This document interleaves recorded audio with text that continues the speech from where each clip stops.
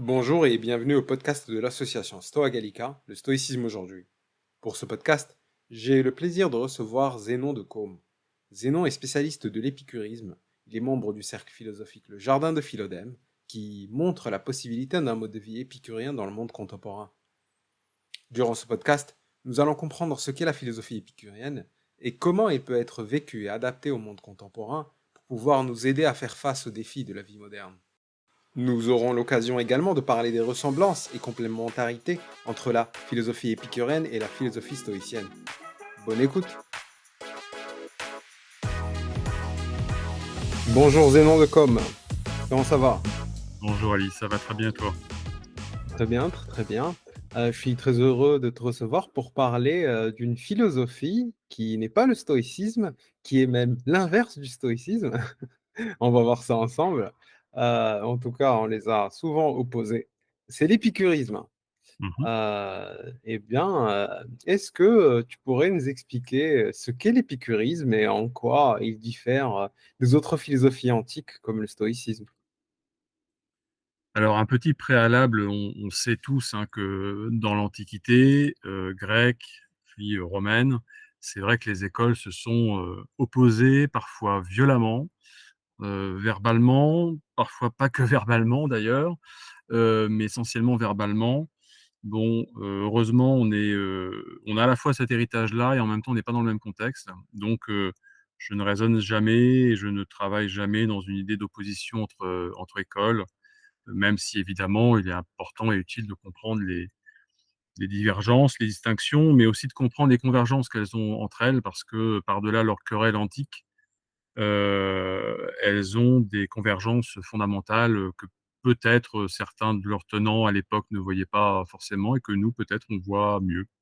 À voir. Alors si je viens à l'épicurisme, et si je devais dire ce que c'est avec des mots d'aujourd'hui, pour ma part, je dirais que c'est une manière de vivre et d'être vivant qui vise, pour reprendre là une expression, chère à Épicure, en tout cas dans les traductions dont on dispose en français, mais ça correspond au texte, d'Épicure, qui vise la vie bienheureuse.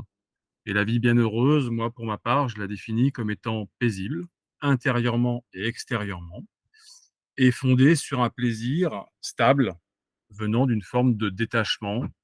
Et de ce détachement, on aura l'occasion d'y revenir, notamment en matière de désir, de besoin, d'envie. Tous ces mots existent et peuvent être utilisés, pas forcément alternativement, mais en tout cas à différents moments. Sur les différences avec le stoïcisme, peut-être quelques éléments.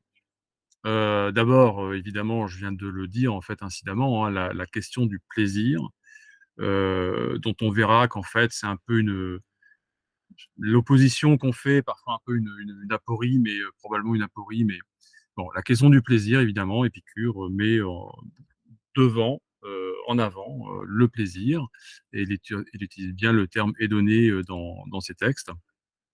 Donc ça, c'est indiscutable. D'autres différences peut-être, la priorité que l'épicurisme donne à la recherche de la vie simple, et non seulement de la vie simple, mais à l'écart, sans être tout à fait, coupé au demeurant, à l'écart en tout cas de la foule, du monde bruyant et agressif et plus encore de la politique et du pouvoir. Là-dessus, on peut, jeter un regard, géographique, c'est-à-dire que, si on observe, bon, on a aujourd'hui, grâce aux travaux des chercheurs, notamment historiens, archéologues, une connaissance géographique relativement précise de l'Athènes antique et parfois d'autres cités.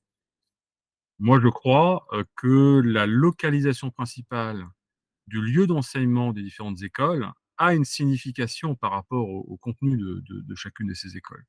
Et je pense qu'il n'est pas anodin que, Zénon de Kition ait fait le choix de la Stoa Poikile et que Épicure d'Athènes, lui, ait fait le choix du jardin, un peu au-delà du céramique, sur la route qui menait, à l'académie. Donc, ces 2 localisations par rapport à la ville, par rapport à la donc si on est dans l'Athènes classique, hein, ou hellénistique, la localisation de l'agora, la localisation donc la plupart des lieux de pouvoir sont à proximité de l'agora, la distance par rapport à l'acropole. Ben, Zénon de Kition fait le choix d'être dans la Stoa, donc quasiment sur l'agora ou en tout cas dans sa proximité immédiate, alors qu'Épicure fait le choix de s'en écarter S'en écarter, ça ne veut pas dire s'en couper complètement, ne serait-ce que parce qu'on sait qu'il était le propriétaire d'une maison dans Athènes, que si on n'en a pas trace, on ne peut que imaginer que lui, comme ses amis élèves, avaient à faire et allaient et venaient dans la ville. Mais le jardin, il est hors de la ville, il est une enceinte un peu préservée du tumulte de la vie de la cité. Donc ça fait une différence quand même assez importante et cette différence, évidemment, elle se joue pas de la même manière aujourd'hui, mais on peut en transposer le principe, notamment de se tenir un peu à l'écart du monde bruyant et agressif et éventuellement se tenir à distance, en tout cas, de la politique et du pouvoir et de ces tumultes. Bon. Ce que Mmh. pour ma part j'ai fait, puisque je vis à la campagne, sensiblement éloigné de ce tumulte. Et puis, un autre différence, c'est sans doute la question, on pourrait peut-être le formuler comme ça, la place du divin, l'existence et l'importance ou pas d'une raison universelle, voire de la providence. L'épicurisme fait un choix bien particulier et effectivement différent du stoïcisme de ce point de vue-là, puisqu'il se contente de voir le divin comme une expression réelle ou symbolique selon la préférence qu'on aura soi-même et la lecture qu'on préférera privilégier, mais une expression d'une perfection de la sagesse. Voilà.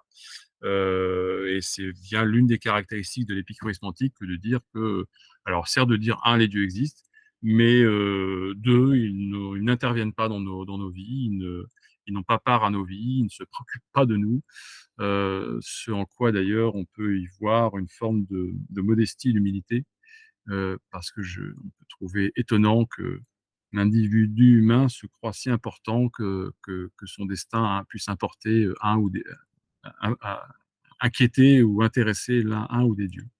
Donc voilà deux exemples, mais comme je le disais tout à l'heure, il faut tout de suite aussi souligner les points communs.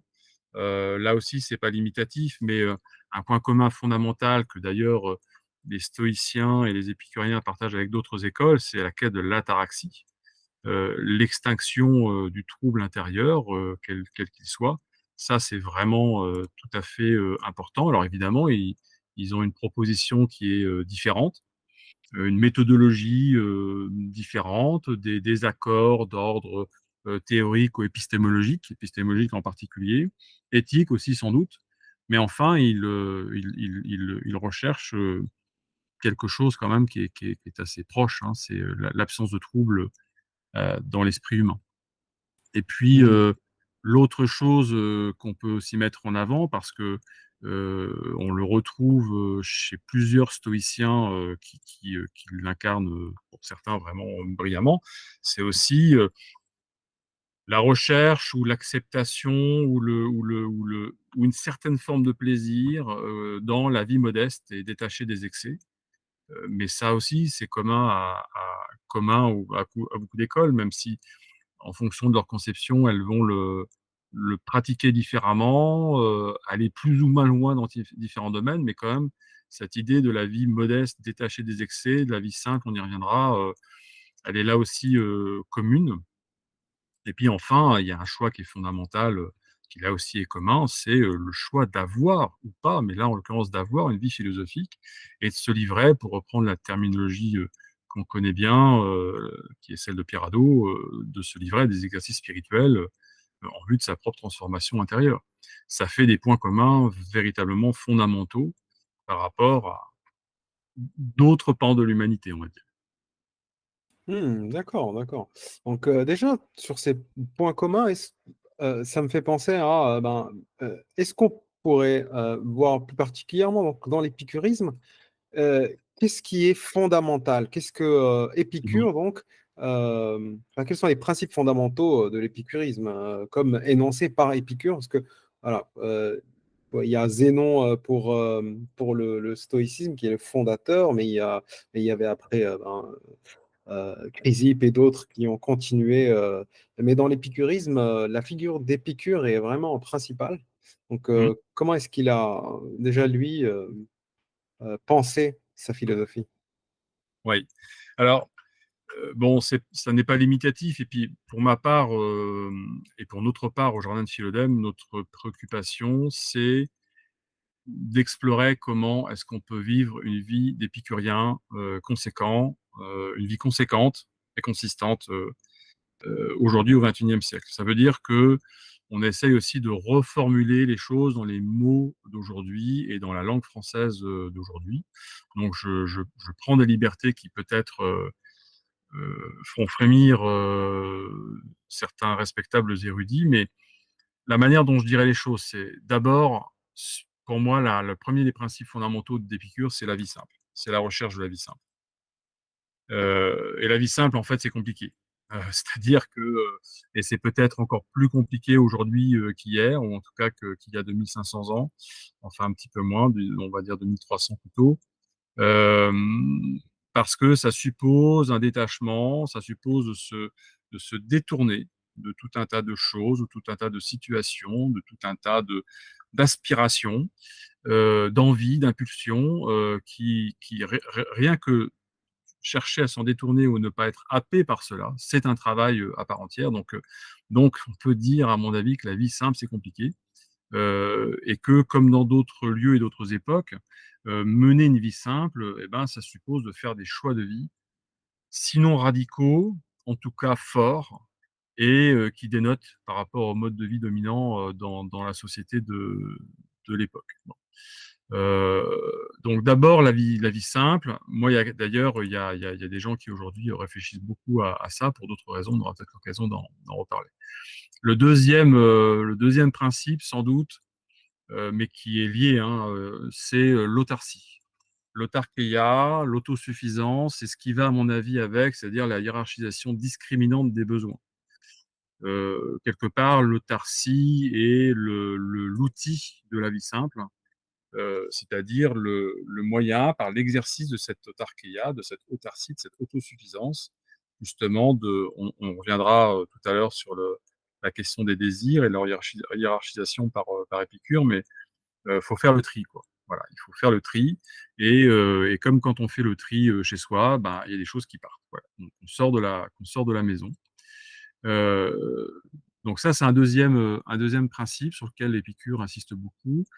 Il y a un troisième principe sur lequel, alors là, pour le coup, l'épicurisme est très bien connu, c'est la question de l'amitié, la question du philosopher ensemble, mais ce qu'on oublie avec, c'est un concept qui donne tout son contenu, à mon avis, à l'amitié en tant que principe de vie philosophique, c'est la question de la parésia, que j'aime bien, avec quelques amis, justement, traduire en français par franche parole.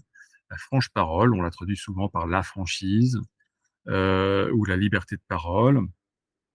J'utilise cette expression de franche parole. On comprend bien. Alors, ça apparaît hein, d'ailleurs chez Épicure, même s'il n'insiste pas plus que ça dessus. D'ailleurs, je pense qu'il n'insiste pas plus que ça dessus dans les textes qui nous sont restés, au demeurant. Hein. Par définition, on ignore ce qu'il a pu écrire dans les textes qui ne nous sont pas restés. Mais ça apparaît notamment, pour celles et ceux que ça intéresse, dans la sentence Vatican 29, où il est explicitement mentionné la question de la parésia. Mais la parésia épicurienne, on la connaît mieux grâce à deux hommes successeurs d'Épicure, que sont Zénon de Sidon, qui sera un scolarque successeur d'Épicure, et puis son élève Philodème de Gadara, qui est assez connu aujourd'hui, puisqu'on en a retrouvé la bibliothèque et les traces du travail à Herculanum en Campanie, et certaines des découvertes archéologiques, notamment liées au rouleau d'Herculanum, fait la une des sites et des journaux spécialisés. Et il y a un traité de Philodème de Gadara, dont on pense qu'il reprend en fait ses notes prises au contact de l'enseignement direct de Zénon de Sidon à Athènes, et donc qui s'intitule Périparésias, hein, sur la franche parole, et qui est consacré entièrement à ça. Donc ça, c'est un troisième principe, à l'amitié, et l'amitié philosophique, c'est-à-dire fondée sur le même engagement, non seulement à s'exercer philosophiquement, mais aussi à philosopher ensemble, et non pas simplement séparément. Et le principal instrument, et d'ailleurs c'en est un qu'on insiste beaucoup là-dessus au sein du jardin de Philodème, c'est justement l'exercice de cette franchise philosophique, hein, de cette franche parole dans le philosopher ensemble. Deux autres principes peut-être aussi importants. important hier, important aujourd'hui, l'indifférence à la mort, notamment du fait de la place des sensations comme critère de la vie elle-même. En tout cas, le traitement de la mort comme étant un indifférent dans l'épicurisme est absolument central, avec évidemment tout le lien tout à fait explicite chez l'Épicure avec la théorie atomiste, qui d'ailleurs a fait dire à André Comte-Sponville dans la récente republication des traductions des textes d'Épicure par Ernoult et Poirier aux belles-lettres. Il a appelé l'épicurisme un matérialisme spirituel. J'ai bien aimé l'expression. Donc là, typiquement, l'attitude face à la mort renvoie à ça. Et puis, euh, et puis, là aussi, toujours en lien avec les sensations, la question des sensations, des perceptions et des sensations, le souci du contact concret avec le simple fait d'être vivant, d'être un être vivant et d'être vivant, à travers cette importance, on aura là aussi l'occasion d'y revenir tout à l'heure, cette importance accordée à la question de la sensation. La sensation, bien évidemment, elle est un moyen, la perception et la sensation qu'elle induit sont un moyen de mise en relation entre soi et le monde extérieur, mais elle est aussi un moyen de mise en relation entre soi et le monde intérieur. Tout ce qui se passe à l'intérieur de notre corps, de notre esprit, pour utiliser des commodités de langage. Donc voilà quelques exemples non limitatifs, sans forcément une hiérarchie très, très claire de principes qui me paraissent fondamentaux dans l'épicurisme, et en tout cas, moi, qui m'ont poussé vers lui. Mmh, d'accord. Bah, il y a quelque chose, dont je n'ai pas entendu parler, c'est, quand on connaît, on connaît beaucoup l'épicurisme au travers du plaisir et pourtant c'est pas un des principes que tu as énoncé. Où est-ce qu'il se le plaisir, peut-être que ça se rapproche de la sensation, mais où est-ce que le plaisir se place, dans la philosophie d'Épicure? Parce que le but, c'est l'ataraxie, c'est le bonheur, dans l'épicurisme, Oui. mais le plaisir, où est-ce qu'il se place? Alors justement, comment dire, tu fais bien alors à la fois de formuler la question comme ça et puis de la poser. C'est-à-dire que il y a à mon avis, il y a une grande méprise autour de la terminologie elle-même, sur ataraxie, donc avec un A privatif, donc l'absence de quelque chose. On dit, bah, le but, c'est l'absence de quelque chose. Donc c'est pas très stimulant tout ça.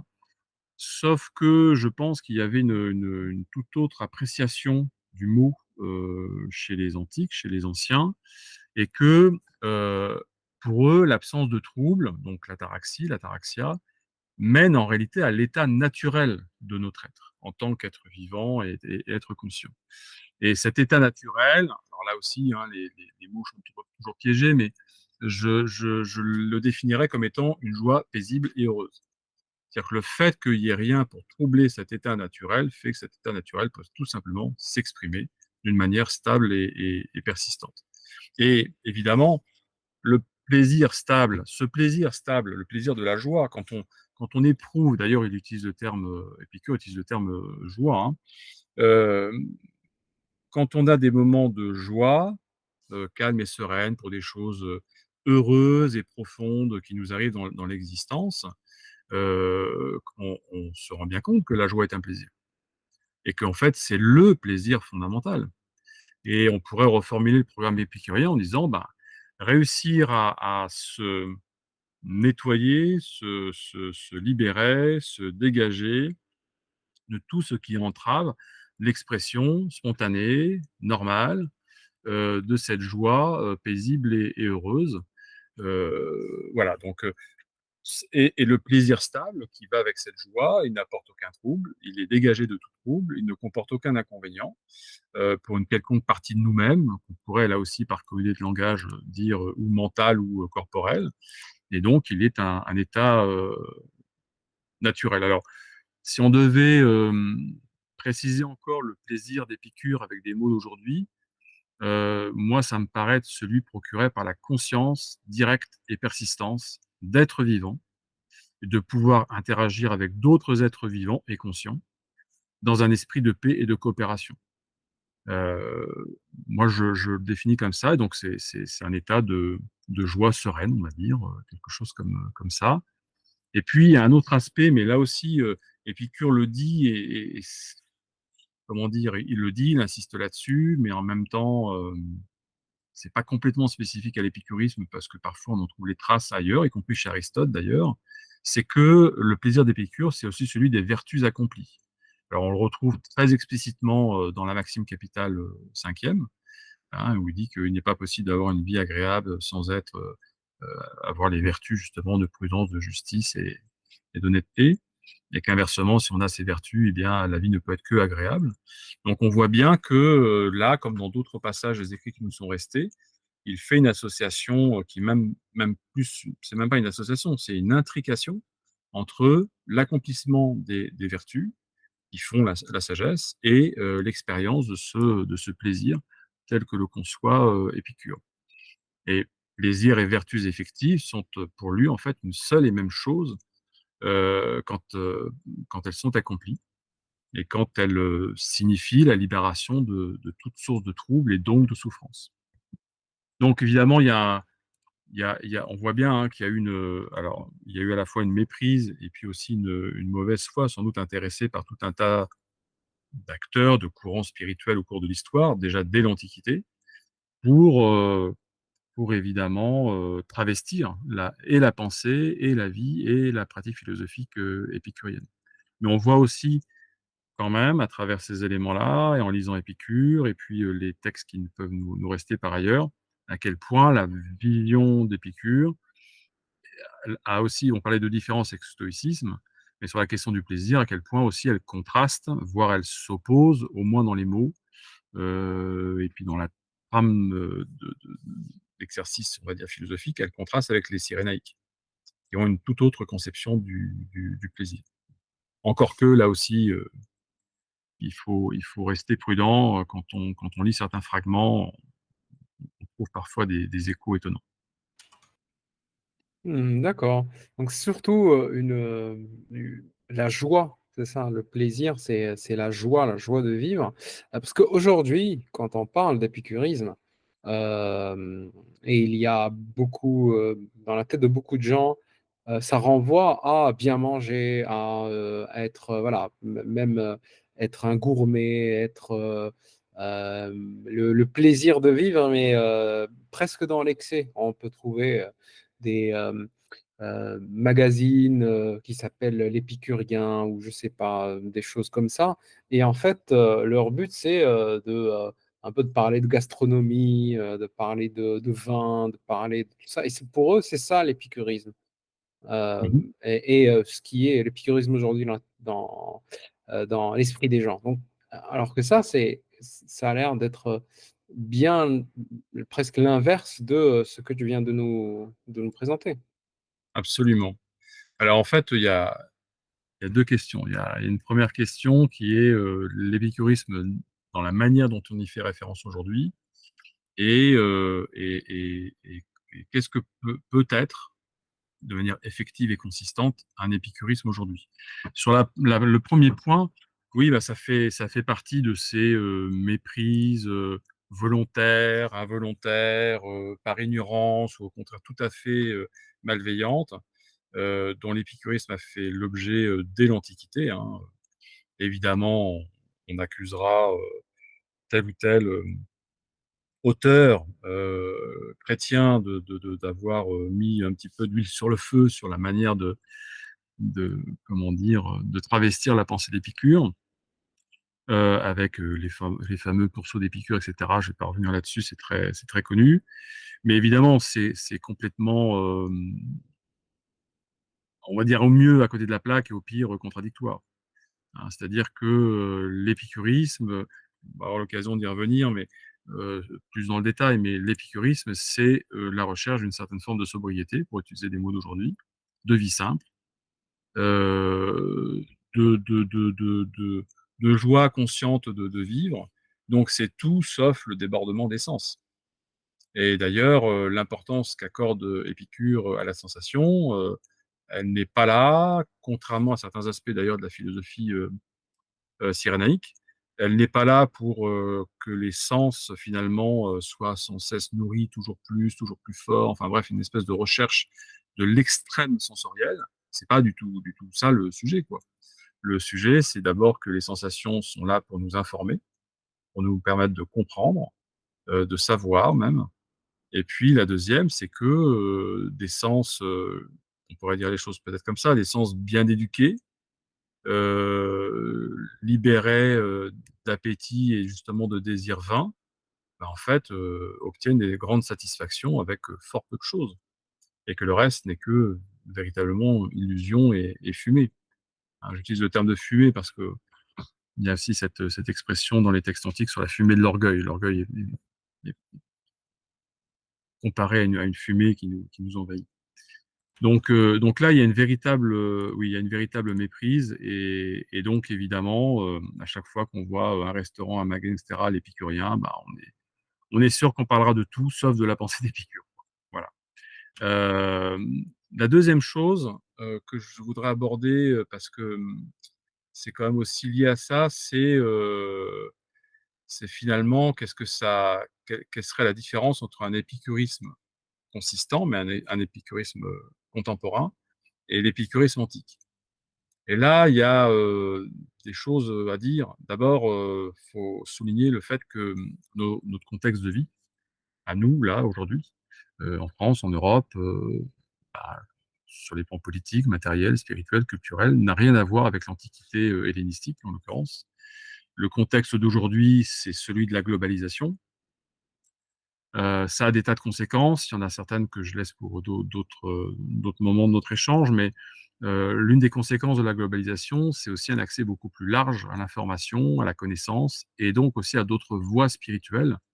Spirituelles toujours dans le sens, qu'utilise, Hadot dans ses écrits, Pierre Hadot dans ses écrits et à mon avis, c'est là une grande différence. C'est-à-dire qu'aujourd'hui, mais c'est vrai pour toute, tentative de, comment dire? De régénération d'une voie philosophique antique, c'est-à-dire que, nous devons essayer de tenir compte de matériaux et d'enseignements convergents qui viennent d'autres traditions, auxquels on n'avait pas forcément accès, dont on n'avait pas connaissance dans l'Antiquité, mais nous, on vit à l'ère de la globalisation.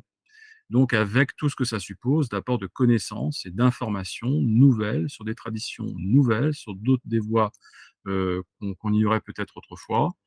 Je dis peut-être parce qu'au demeurant, Heu, on sait qu'à l'époque hellénistique, il y a eu des contacts quand même assez directs, ne serait-ce qu'entre la Grèce, enfin en tout cas des philosophes grecs et des, philosophes, en tout cas des homologues, du monde qu'on appelle aujourd'hui indiens, hein et vous avez des travaux de chercheurs, par exemple, qui font un lien entre, la philosophie de Pyrrhondélis et certains aspects du bouddhisme, certains aspects du jaïnisme. Et puis, pour ce qui nous intéresse ici, l'épicurisme et Épicure, il y a des convergences parfois assez étonnantes avec certains aspects du bouddhisme. Hein, à telle enseigne que j'ai un de mes amis, Christophe Richard, qui a écrit un petit bouquin sur, Épicure et Bouddha, en prenant, lui étant, prof de philo et en même temps engagé dans le bouddhisme depuis fort longtemps. Voilà, il y a des résonances. Alors il y a des différences, mais en même temps, il y a des résonances qui sont extrêmement, étonnante et intéressante. Heu, donc évidemment, nous, ça a une conséquence tout ça, c'est que, nous, dans le cadre du jardin de Philodème, on ne cherche pas à ressembler aux épicuriens antiques. Ce qu'on cherche, c'est d'une manière expérimentale, hein, un peu à tâtons, hein, très modestement, on cherche à trouver les conditions qui, aujourd'hui, permettraient de pratiquer une philosophie épicurienne consistante, mais sans souci d'une authenticité quelconque, qui d'ailleurs serait invérifiable et probablement, inaccessible. Mmh. Donc, à quoi justement ressemble la vie d'un épicurien du 21e siècle? C'est quoi vivre en épicurien dans la vie quotidienne?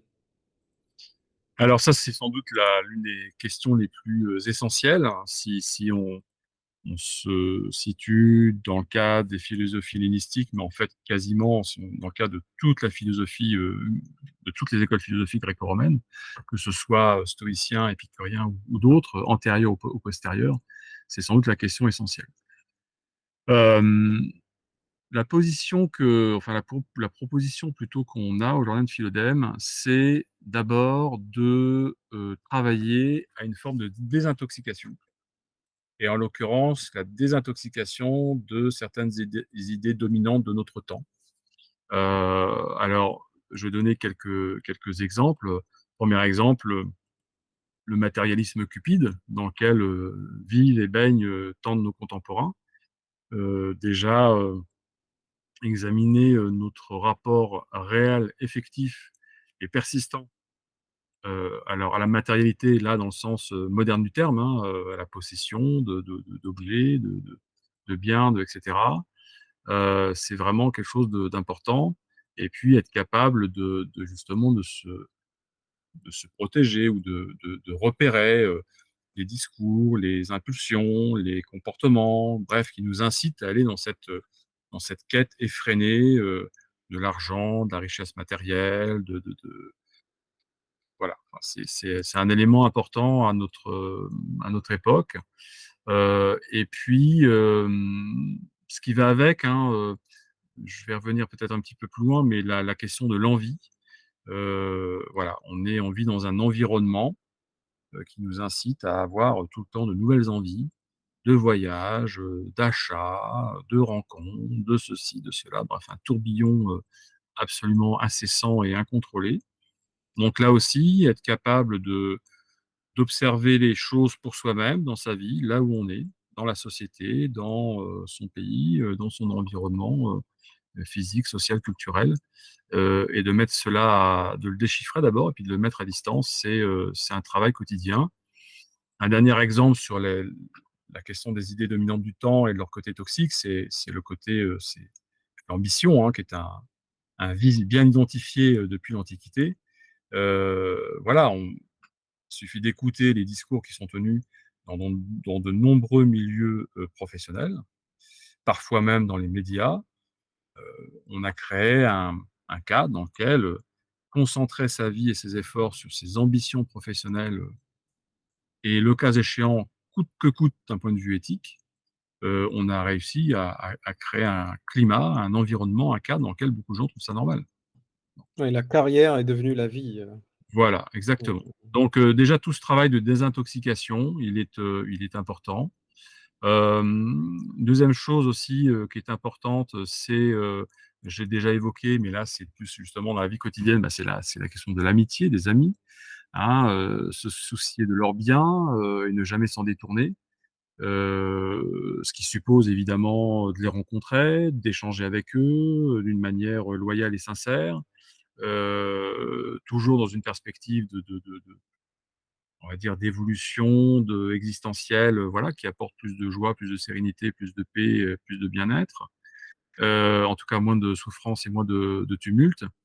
Mais tout ça, ça suppose à la fois d'abord et puis chemin faisant aussi, de trouver ses compagnons de voyage dans la vie. Mmh. Je veux dire, c'est l'un des défis de l'épicurisme en tout temps et peut-être plus encore dans une société contemporaine très individualiste et avec des modes de vie aussi et des organisations spatiales des modes de vie qui ont tendance à séparer les gens, à les éloigner dans le temps et dans l'espace. Réussir à se constituer un groupe de quelques amis sincères, fidèles, loyaux, engagés comme nous, dans une progression intérieure à travers une voie philosophique comme l'épicurisme, comme le stoïcisme ou d'autres, eh ben, ça n'est pas simple. Ça n'est pas simple. La majorité de nos contemporains n'ont qu'une préoccupation de ce genre. Et donc, dans ce maquis humain, il faut réussir à trouver les êtres, les amis, avec lesquels nous cheminerons tout au long de la vie, en tout cas sur des longs morceaux en fonction du moment où on se rencontre et au moment où on se quitte. Un autre aspect, j'ai déjà un peu évoqué, mais c'est la question du consumérisme, hein, qui est évidemment une antithèse, hein, du mode de vie épicurien. Je vais y revenir après. Mais déjà, si on parle du quotidien, il y a des exercices aussi, là aussi, Hadot est une matrice, hein, je pense Pierre Hadot est une matrice un peu pour nous tous. Je veux dire donc la question des exercices spirituels du quotidien. Bon, par exemple, sur cette question du consumérisme, hein, ou du matérialisme cupide dont j'ai parlé tout à l'heure, bah, on a tous à un moment ou à un autre l'occasion d'aller dans un ou plusieurs magasins. Eh bien, faut que ce soit une occasion d'exercice. Je veux dire, regardons attentivement tous les objets qui s'y trouvent, se poser la question, alors sans y passer des heures sur sur chaque objet évidemment, mais est-ce que j'en aurais besoin? Est-ce que j'en ai besoin? Bah, la réponse 99 du temps est non, en fait. Je n'en ai aucun besoin. Besoin dans le sens, est-ce que ma vie va vraiment être négativement impactée si je ne possède pas cet objet? Bon, heu, donc en fait, dans des circonstances tout à fait, banales, au quotidien, on peut s'exercer, sans aucune difficulté. Et puis, toujours dans le cadre du quotidien, moi je pense, que le tétrapharmakos, hein, le fameux tétrapharmakos, le quadruple remède, a toujours sa raison d'être et sa place. Épicure insiste beaucoup, hein, dans ses écrits, dans ses lettres, en particulier dans les lettres qui nous ont été conservées grâce à Diogène Laërce. Il insiste beaucoup sur la mémorisation des éléments saillants de son enseignement et sur la capacité à se pourquoi? En fait, pour avoir la capacité de se le rappeler à soi-même à tout moment. On pourrait dire avec des mots d'aujourd'hui, pour être capable de convoquer à sa conscience l'enseignement à tout moment, d'une manière, fluide, je dirais presque spontanée. Le tétrapharmaco, c'est sans doute un outil qui a été, élaboré. Alors on en a évidemment la trace, hein, déjà dans la lettre à Ménécée, on en a une trace très claire. Même la structure, hein, des premières maximes capitales, hein, correspond à ce tétrapharmakos. Mais quand même, pour le reformuler avec des mots d'aujourd'hui, se rappeler et méditer, ne serait-ce que quelques minutes, quotidiennement, voire plusieurs fois par jour, sur les peurs envers des forces que l'on croit supérieures et pouvant influencer notre vie. Bon, bah, à l'époque d'Épicure, c'était principalement les dieux, justement, mais aujourd'hui, ça peut prendre d'autres visages, d'autres noms également. La peur de la mort, alors ça, c'est sans doute ce qui est intemporel, pour l'être humain, mais là aussi, sur une base, quotidienne, en tout cas fréquemment, avoir un temps de méditation consciente sur notre finitude, sur celle de nos proches, sur celle de tout, en fait. C'est, là aussi un exercice méditatif, cohérent avec nos objectifs. Le 3e, je le reformulerai en parlant de l'accessibilité des biens effectivement bons pour notre vie. Hein, en fait, se rendre compte, c'est un rapport avec le petit exercice dont je parlais tout de suite là, en se baladant dans un supermarché. Se rendre compte qu'en fait, les choses dont on a besoin, sont très peu nombreuses et en étant peu nombreuses, en fait, sont très faciles à acquérir et à conserver. Donc en fait, on est libre. On est tout simplement, libre et pas tributaire,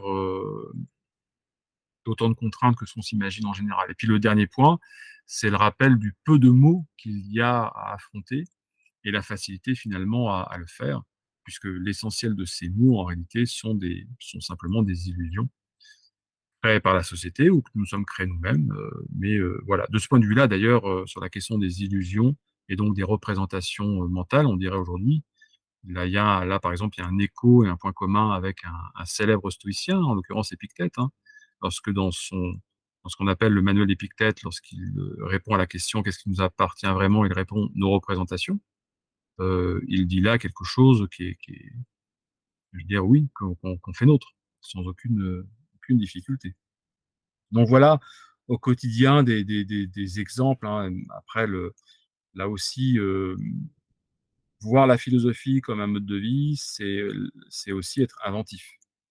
C'est aussi être capable, chemin faisant, là où on vit, dans notre état de santé, dans nos conditions de vie professionnelles, et cetera, personnelles et autres, bah, d'être capable d'inventer les modes de pratique de notre philosophie, qui pourront fonctionner.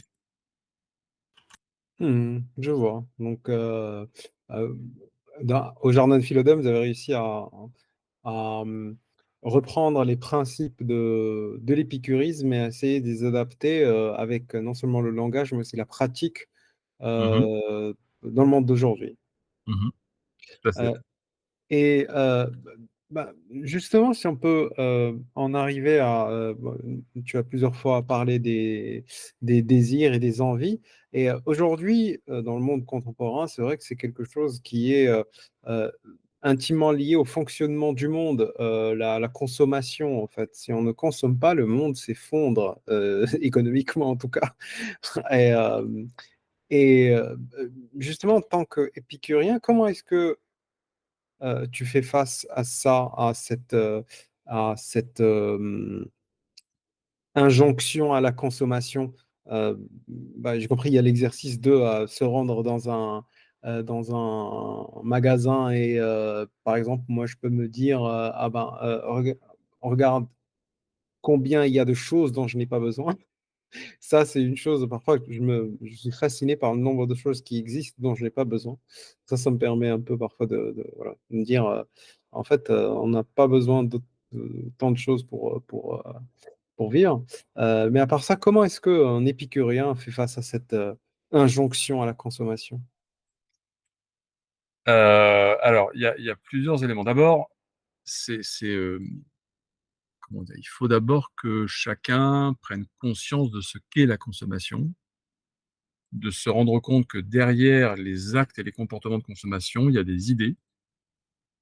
Il y avait véritablement des idées forces, des idées, guides, voilà, des choses qui nous sont présentées comme étant, normales, souhaitables, légitimes et qui ne le sont pas et parfois vraiment pas du tout.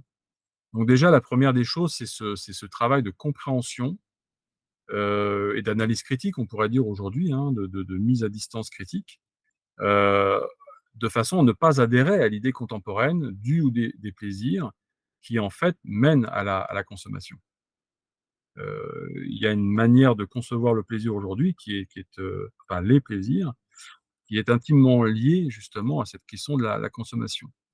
Et si on y regarde de plus près, en fait, on s'aperçoit que, l'idée contemporaine du ou des plaisirs, elle a quelques caractéristiques. Alors j'en donne, 3 exemples, là aussi ça n'est pas limitatif, mais, 1er principe, a priori présenté comme légitime ou dont on laisse entendre qu'il est légitime, c'est le renouvellement incessant des stimulations.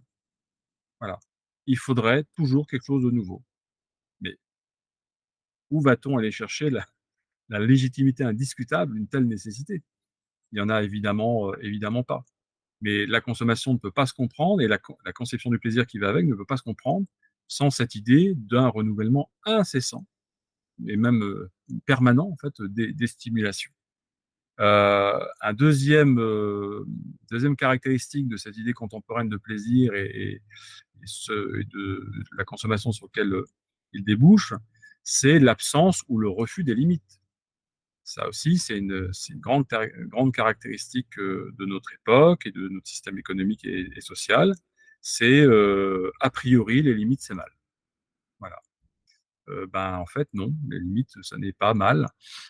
C'est même d'ailleurs, la compréhension des limites exactes, ou en tout cas suffisamment précises de notre être, de ses capacités, de son destin, qui amène à une forme de libération et de paix, de paisibilité, intérieure et extérieure.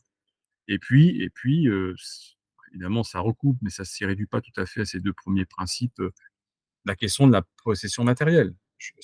Enfin, je pense que beaucoup de nos contemporains, en tout cas dans nos sociétés d'abondance en Europe, même si cette abondance, elle est relative puisqu'elle est très inégalement répartie, mais dans nos sociétés d'abondance en Europe et en Amérique du Nord et puis au Japon et dans quelques autres coins du globe, je crois qu'on ne se rend plus compte à quel point on vit sous une avalanche d'objets et de biens, qui a pris un tour, proprement, délirant à certains égards. Et évidemment réussir à stopper, lorsqu'on en est atteint évidemment, hein, mais réussir à stopper, ce désir, cette impulsion de possession matérielle, de possession d'objets, c'est absolument indispensable. Alors là, on peut recouper d'ailleurs avec, des exercices spirituels, hein, dont on a parlé tout à l'heure, hein. Typiquement, par exemple, une des choses, auxquelles on peut se livrer, c'est d'identifier, heu, quelle catégorie d'objets pour lequel on a la plus forte compulsion d'achat, d'acquisition, et cetera, et puis de s'imposer une diète, tout simplement. Voilà. Par exemple, Heu, pour moi, c'est les instruments de musique. Donc, comment est-ce que je fais? et bien, si, tu es, accro à l'achat de nouveaux instruments de musique, eh bien, tu te dis que pendant 1 mois ou 2 mois, tu en achètes plus aucun. Voilà. C'est une forme, ça n'est jamais que l'application, Ouais. soft, hein, de techniques de désintoxication ou enfin voilà. Mais ça me ce que tu dis et ce qu'on est en train d'évoquer là, ça renvoie à un mot que j'ai pas encore utilisé, c'est la question des addictions. C'est-à-dire que le marché, la société de consommation repose sur un modèle fondamentalement addictif. Voilà. Alors, Absolument, absolument, ouais. voilà, donc chacun va avoir une addiction différente. Certains vont trouver, que son addiction, mais non, c'est pas une addiction parce que quand même, ces objets-là, je sais pas, ils ont une certaine noblesse, c'est peut-être plus noble d'acheter, pour toi, des instruments de musique en permanence, pour moi, des livres en permanence, et que d'acheter, je sais pas moi, des voitures, ou des tenues, vestimentaires. Il n'en reste pas moins que derrière se cache une addiction, ou en tout cas une compulsion, une impulsion. Bon, et ben, on se met à la diète pendant quelques semaines à quelques mois, immanquablement, on verra que, bah, on On arrive n'a à pas stopper le besoin de tant que processus, ça.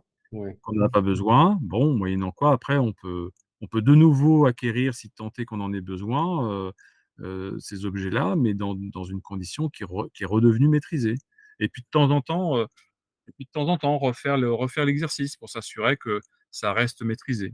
Voilà, alors d'autant plus que paradoxalement, il y a des outils qui nous aident à ça. C'est-à-dire que alors déjà, il y a des outils juridiques. Par exemple, dans un pays comme la France, les temps de rétractation, d'abord les situations dans lesquelles le législateur a imposé que ce soit, appliqué, ces cas-là sont multipliés. Et puis, il faut savoir utiliser les outils de notre temps. Par exemple, beaucoup de plateformes, parce qu'on est dans une économie, de plateformes, beaucoup de plateformes proposent de sauvegarder nos choix et nos préférences. Eh bien, une tactique consiste à systématiquement mettre un objet qu'on voudrait acheter, donc moi, par exemple, typiquement les bouquins, je n'achète quasiment plus de bouquins sur le coup. Je le mets toujours dans un panier, dans une liste, enfin voilà, en fonction de la plateforme, et j'attends. Je laisse passer quelques jours. Voilà.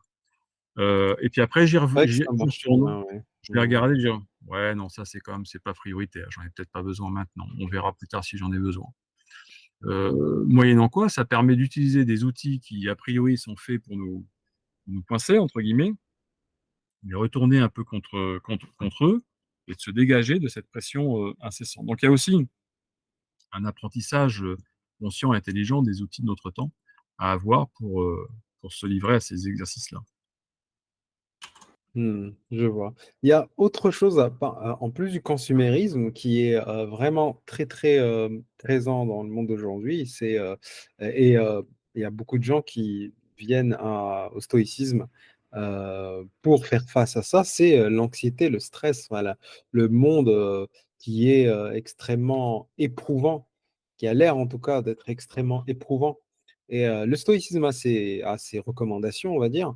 Mais qu'en est-il de l'épicurisme? Comment est-ce que l'épicurisme peut nous aider face à cette anxiété, stress, je veux dire aussi l'incertitude, l'instabilité du monde? Comment est-ce qu'on peut, rester, serein ou en tout cas retrouver un équilibre, avec, les recommandations épicuriennes? Alors, d'abord, il y a comment dire? Une sorte de postulat, en tout cas une idée à poser, qui je pense est fondamentalement commune par rapport à l'état des connaissances qu'on a aujourd'hui, hein, est fondamentalement commune à ce que peut être un stoïcisme contemporain ou un épicurisme contemporain. C'est que l'anxiété, le stress ou les sentiments et les états, proches de ça, viennent de fausses représentations du réel et des phénomènes auxquels, du réel et des phénomènes auxquels nous sommes confrontés. Donc déjà, faut clairement poser cette idée-là. C'est un travail sur les représentations qu'on a des choses, des phénomènes et des êtres.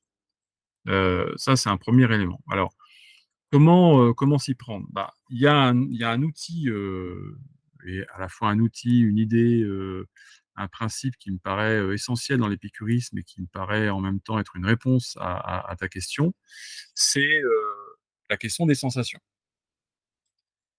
Reprendre possession de ses sensations, donc de son corps comme de son esprit, travailler, notamment le relâchement des tensions corporelles et psychiques qui sont suscitées par nos environnements toxiques, que ce soit des environnements sociaux ou biophysiques, et donc travailler sur les sensations, allez, on pourrait dire aujourd'hui, psychocorporelles, les étudier, les orienter, en rechercher des positives, des joyeuses, des vitalisantes. C'est une première chose à faire, et l'intérêt, c'est qu'aujourd'hui, on dispose d'outils qui nous permettent de le faire. Il y a un type d'outil qui est bien connu de tout le monde, c'est le qigong. Bon, on peut le faire aussi avec des arts martiaux, classiques et cetera, mais l'avantage du qigong, c'est que ça évacue la question du combat et de l'affrontement. Qigong, la plupart des yogas traditionnels, eh bien, qu'est-ce que ça nous offre? Sans même qu'on rentre dans des considérations liées aux traditions chinoises, japonaises, indiennes, et qu'on s'intéresse aux théories traditionnelles, la pratique elle-même, les postures, les mouvements, les gestes, le positionnement de la respiration, et cetera. Bah, ça nous permet effectivement une reprise de contact consciente, et avec notre corps, avec ses sensations, notre corps comme notre esprit, parce que notre esprit, notre fonctionnement mental, disons, génère aussi des sensations, hein. Les gens sont parfois étonnés quand je leur dis: «Mais, intéressez-vous aux sensations que provoquent vos pensées, ou que provoque l'expression des pensées des autres, par, son vocal», comme donc cette reprise de contact avec les sensations, elle est une réponse à l'anxiété, et au stress, parce que justement elle permet, allez, là aussi pour parler de manière un peu imagée, elle permet un peu de décharger, toute cette énergie, négative, toxique, dont on peut se retrouver chargé dans les environnements dans lesquels on vit. Il y a d'autres,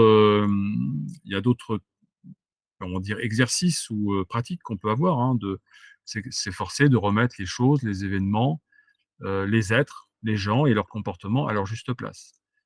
Bien souvent, il y a anxiété et stress parce qu'on attribue un niveau de gravité ou d'importance à un phénomène ou à une personne, ou à un comportement plutôt d'une personne, mais en fait ça n'est pas du tout exact, quoi. Ça ne correspond pas du tout, à la réalité.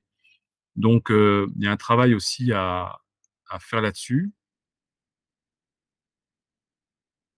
Une des réponses aussi, mais que d'ailleurs les gens, souvent utilisent assez spontanément, hein, quand ils le peuvent, mais ils le peuvent pas toujours, mais souvent, bah, c'est de la rencontre, ou être en contact, en tout cas régulièrement. Alors quand je dis régulièrement, c'est de façon hebdomadaire, hein, mais être en contact, rencontrer, ses compagnons de vie, hein, celles et ceux avec lesquels nous philosophons, nos amis. Ou en tout cas, à défaut d'un engagement philosophique, celles et ceux avec lesquels on peut échanger librement, à cœur ouvert, dans le respect mutuel évidemment et dans la tolérance mutuelle, mais ça, c'est aussi un moyen d'évacuer le stress, ne serait-ce que parce que dans l'interaction, nos amis, si tant est qu'ils soient, suffisamment, lucides eux-mêmes, bah, vont peut-être, temporiser, pondérer, nos angoisses, nos anxiétés, nos inquiétudes en disant: «Non, mais ça, tu pourrais peut-être l'envisager autrement. Ah, mais ça, je pense pas que ce soit lié à telle cause, mais plutôt à telle autre cause». Enfin, ça va véritablement nous aider. Et puis peut-être un dernier axe là-dessus, c'est de lutter aussi contre notre propre ignorance. Et là aussi, pour moi, c'est typiquement épicurien. C'est-à-dire que pourquoi est-ce que dans Lettres à Épictète, Épicure insiste autant sur, la la description, l'analyse des phénomènes célestes? Il veut juste démontrer qu'il y a une ou plusieurs explications.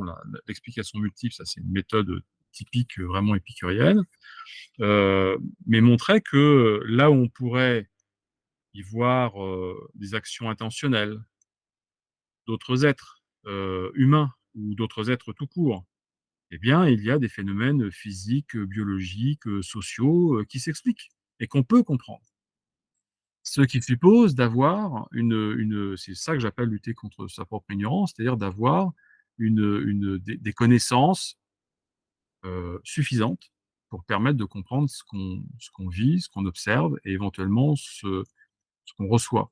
Donc 2 exemples, entretenir la conscience de nos vraies dimensions, hein, avoir, des connaissances de base sur, l'infiniment grand, l'infiniment petit, être capable c'est typiquement des éléments qui apparaissent, hein, dans les lettres à Hérodote et dans la lettre à Hérodote, la lettre à Hippoclès.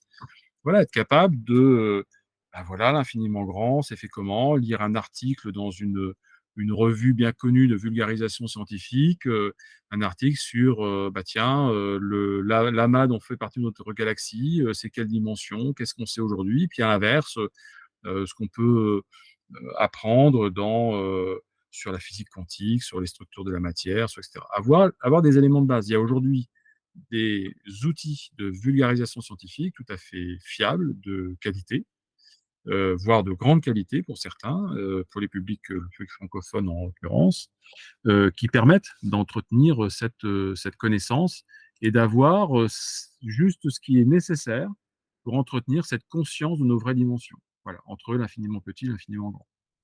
Et puis un dernier exemple, c'est, là aussi d'entretenir, les connaissances scientifiques et puis les mettre à jour aussi pour ne pas, voir de fantômes ou de dieux ou d'autres choses, là où des processus physiques, biologiques, je l'ai évoqué, mais aussi socio-psychologiques expliquent le phénomène perçu.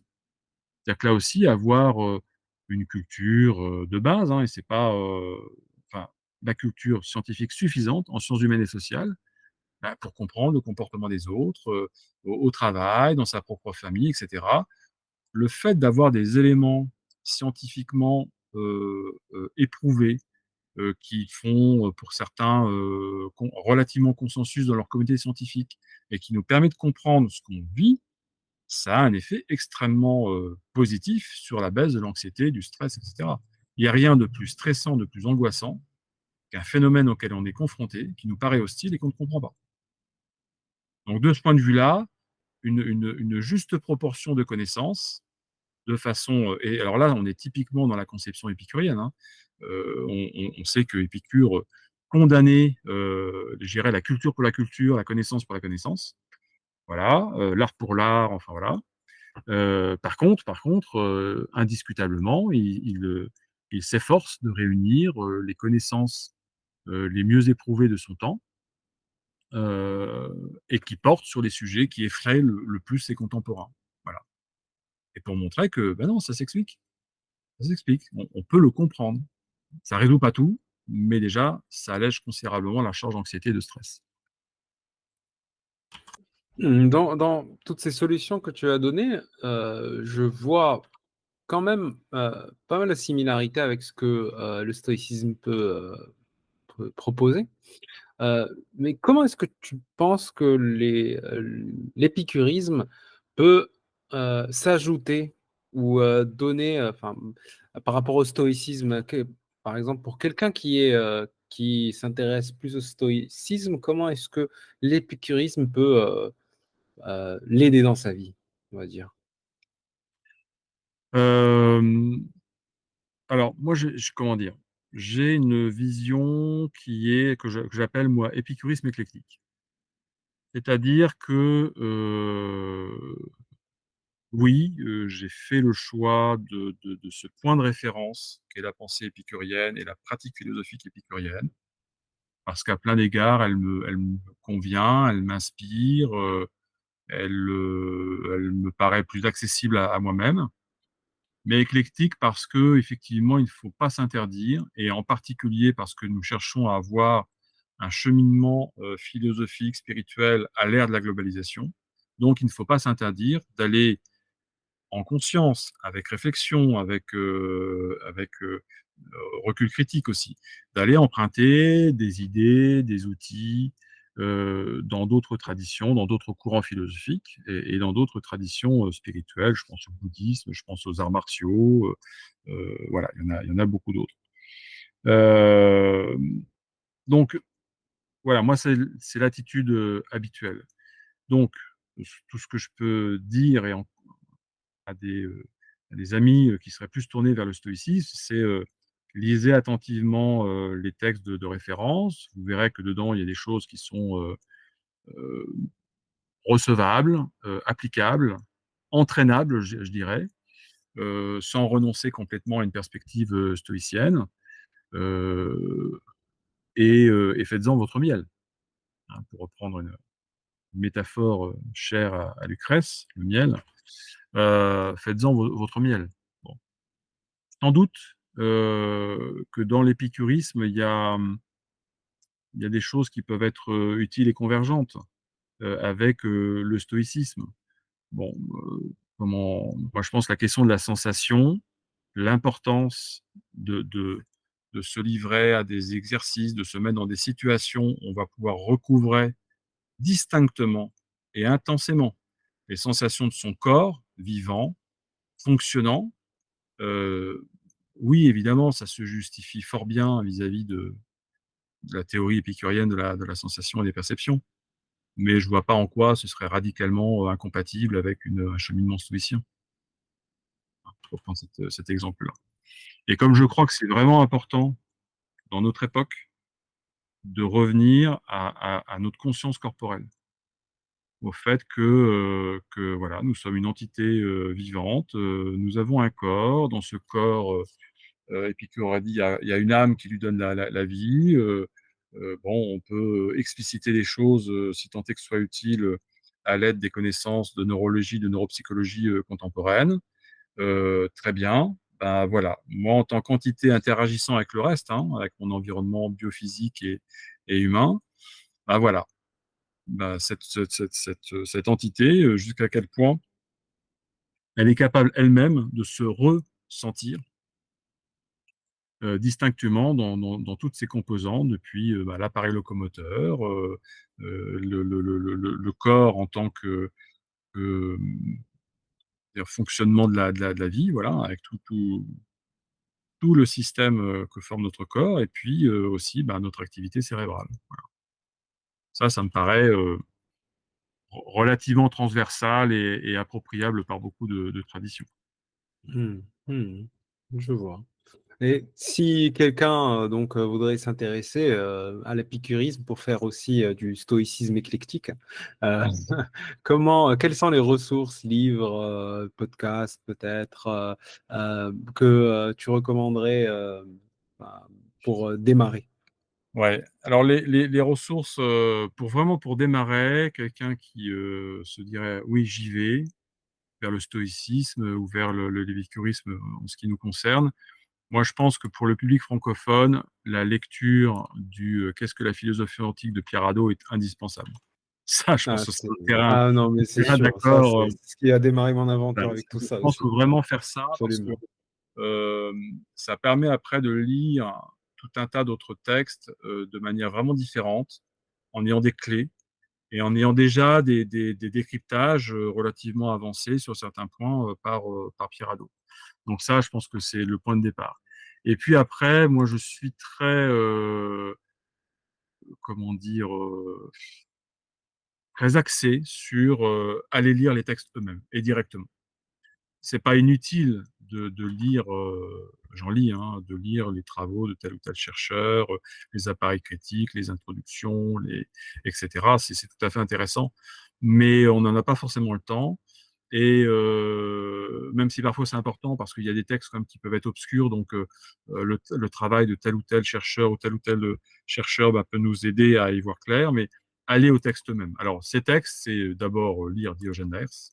Ça, moi, ça me paraît absolument indispensable.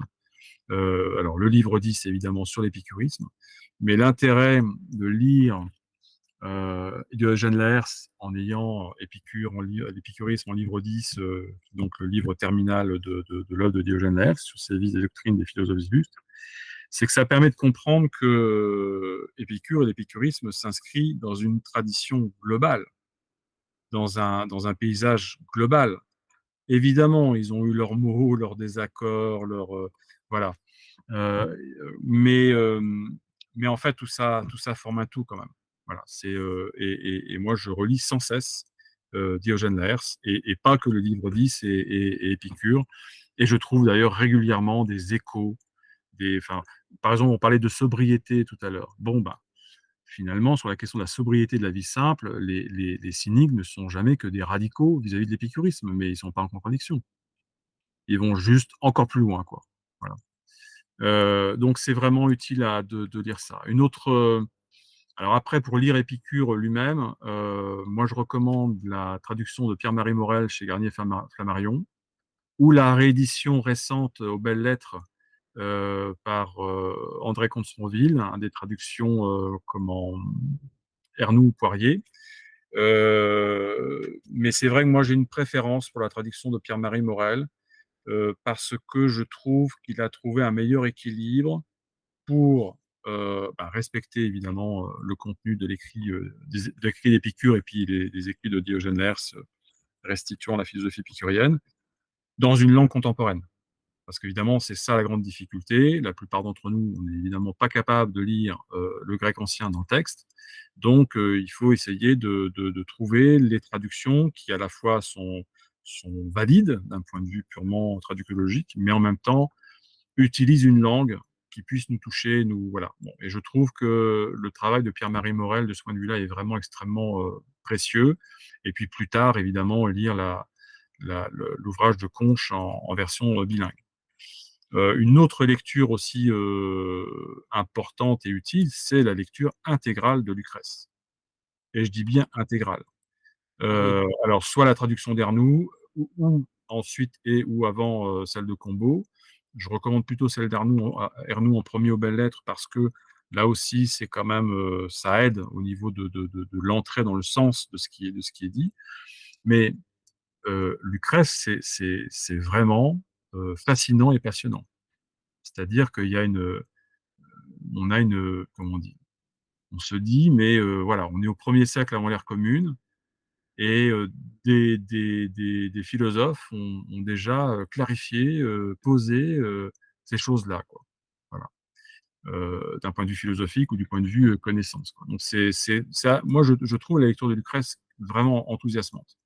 Et puis plus tard, évidemment, le volume de la Pléiade dirigé par Daniel Delattre et Jacques Pigeot, les publications aux Belles Lettres des œuvres de Philodème de Gadara de Daniel Delattre, enfin dirigées par Daniel Delattre, qui sont extrêmement précieuses, et notamment là le dernier sur de la mort de Philodème de Gadara, qui comporte des passages passionnants. Alors évidemment, bon, ça c'est pour plus tard, parce que l'inconvénient, évidemment, c'est que c'est la traduction de Papyrus d'Herculanum, c'est lacunaire.